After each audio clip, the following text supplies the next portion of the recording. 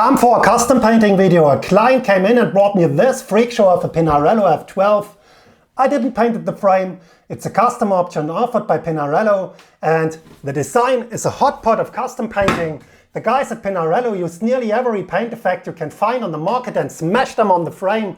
What they did is they used red neon color, also a golden pearl color, on top a matte clear coat, a gloss clear coat in fade. They stirred it well, and at the end they flavored this hot pot with a color shifting effect. And the result is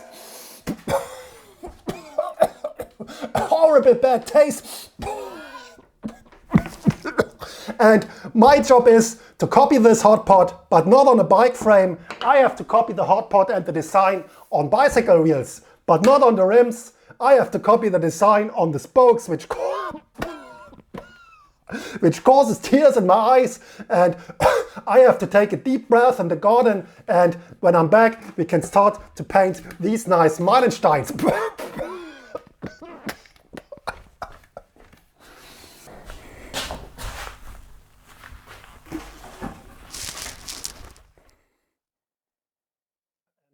No more jokes, design is a matter of taste, and what I like to show you is a technically difficult paint job. You have seen that there are a lot of paint effects involved, and I have to copy them on these wheels to match the wheels to the frame.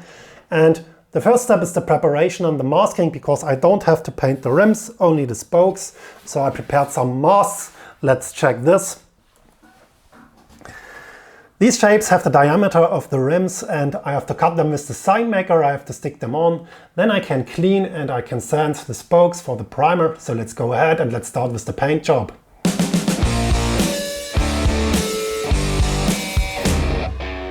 Just one more hour, then I swear I am turning it off.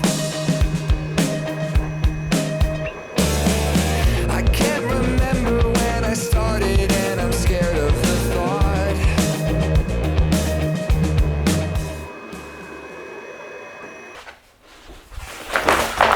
And here we are, and what I'm doing is I'm masking the rims with some masking vinyl. If you want to buy it yourself, find some in the video description. And it's simple and easy. The only thing I have to do is I have to stick these strips onto the rims. They have the perfect diameter and the perfect size. And it takes a while, maybe 20 minutes. And when I'm done, I can do the preparation. The sun has gone down, I'm all alone now. It's time to face the truth. Maybe I'm still a child. Maybe I'm still a child. Maybe I'm afraid of adults, and I don't get commitment and denial. Maybe I'm a child. Another minute and I'm looking at an empty box. I masked also the hubs, and all the areas which are blue will be not painted. I masked also the second wheel, and what I have to do now is the prep work, and I will combine two steps in one. That means I will clean the spokes and I will sand the spokes in one step. And to do so I have to wear rubber gloves. And what I also need is a scuff pad and some degreaser. And what I will do is I will scuff the spokes with the scuff pad, and I will use the degreaser so I can clean the spokes and I can sand the spokes in one step.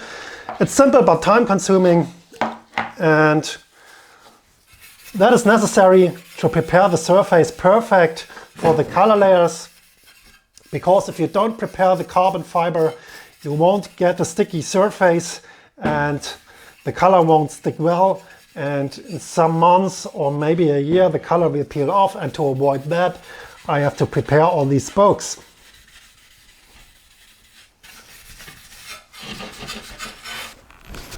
Yeah, welcome at my paint booth, and the first thing I have to make sure that the wheels stay in place during painting, that they can't wobble, turn or slip off during the painting process. I mounted my two wheels, and what I will do now is I will use a minigun and I will add some adhesion promoter. In this case I don't want to use any primer, because these are lightweight wheels and they should stay as light as possible, and the adhesion promoter allows me a very light paint job. It's transparent so you can't see much, but I like to go ahead and you can stay with me and I'll show you how to apply the primer, or in this case the adhesion promoter. I'll make exceptions for events, but tell me, when do they stop? I'm reaching new highs, but I'm the same guy. I just have more to lose. Maybe I'm still a child. The next steps are the color layers, and these are all the colors I need for the wheels. I'm starting with a white base coat. Normally I would use a light primer like white, but in this case I'm using no primer, so I have to use a white base coat because I'm working with semi-transparent colors like this race red and the gold, and these two colors need both a white base coat. The last color I have to apply is a shifting color, a shifting effect. You can see it here in the bucket. It shifts from dark green to a yellowish gold, and together with the golden base color it creates the frame color, this shifting color, which shifts from light gold to teal. Altogether I have to apply 4 layers. So let's change to the paint booth and let's start the spray. Maybe I'm still a child. Maybe I'm afraid of that. Okay, because that's the color. Maybe I'm a child.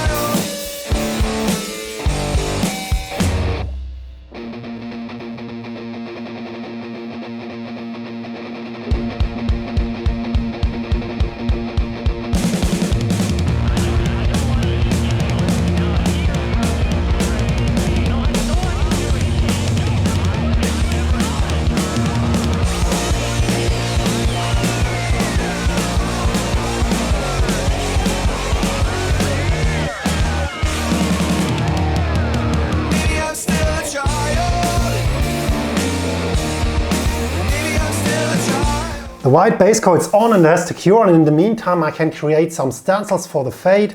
And what I did is I cutted some circles out of cardboard, and these are my stencils for the fade. What I will do is I will use some pencils, push them through the cardboard, and I can stick these pencils into the hubs, into the wheels, and I know exactly where the fade ends and where the fade starts. Inside the cardboard, behind the cardboard will be the red area, and around the cardboard there will be the golden area, but I like to show you on the wheels what I mean and how my circles and how my stencils work.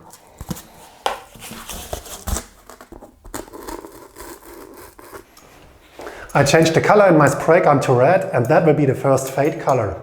I have to spray a red hub and a fade around the hub, but how do I know how big the fade has to be? I can't measure every single spoke, it would take much too long, and to measure my fade I will use my cardboard circles. They are very simple but effective.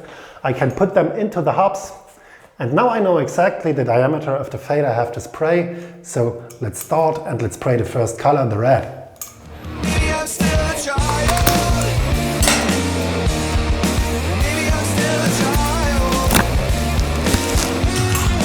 Maybe I'm afraid of adult obligation, in the bond of expectation, all the changes in the patience, the lasting transformations. Keep your new ones, keep a portion. I would rather have distortion. Maybe I'm a child.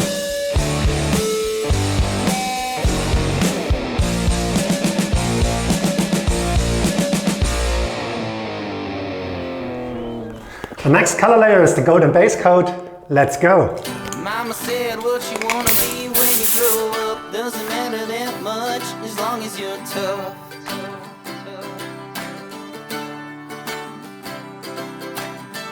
Mama said what you wanna be when you grow up doesn't matter that much as long as you're tough.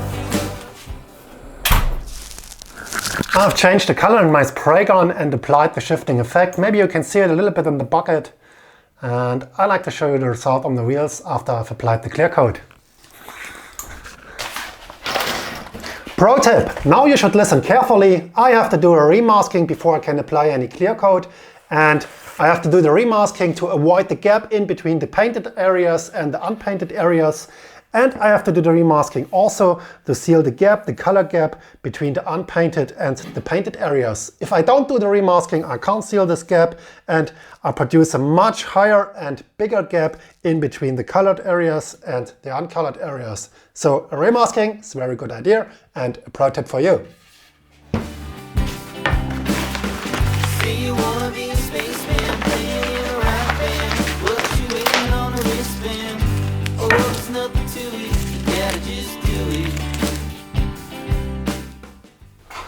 The next steps to do are the clear coat layers. I will start with a flat clear coat, and when the flat clear coat runs dry, I will apply also a gloss clear coat over all the golden areas, and I will use such a mini gun. These are my favorite guns. I like them for airbrushing and also for painting bikes, because bikes have many tubes and these little guns are perfect to paint the bikes, or in this case the spokes of the lightweight Meilensteins. So let's go ahead and let's apply the clear coat, flat, also gloss. Everybody seems to want it a lot, and if the right eye see you shoot straight to the top of the slope and everything's getting rough. You gotta be tough, yeah, you gotta be. Mama said what you wanna be when you grow up doesn't matter that much as long as you're tough.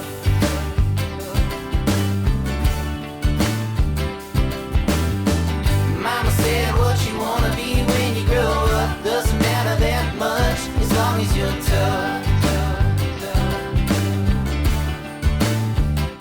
I'll change the color in my spray gun again to a gloss clear coat. That's the last layer and we are done. You gotta be, yeah, you gotta be. You gotta be tough, you gotta be, you know you gotta be. You gotta be tough, you gotta be, yeah, you gotta be. You gotta be tough, you gotta be, you know you gotta be. You gotta be tough.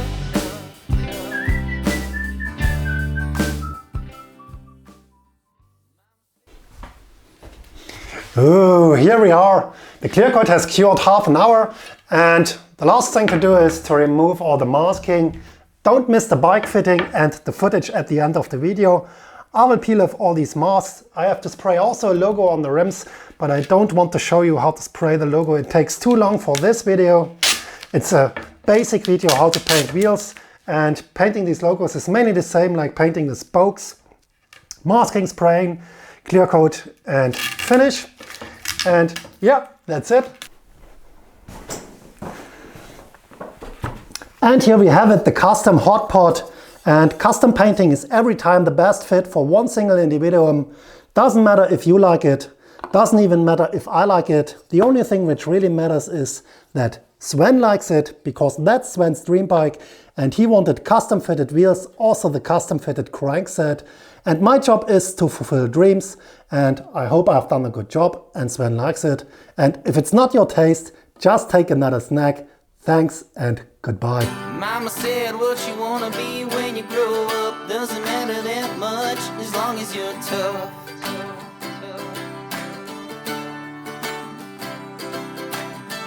Mama said what you wanna be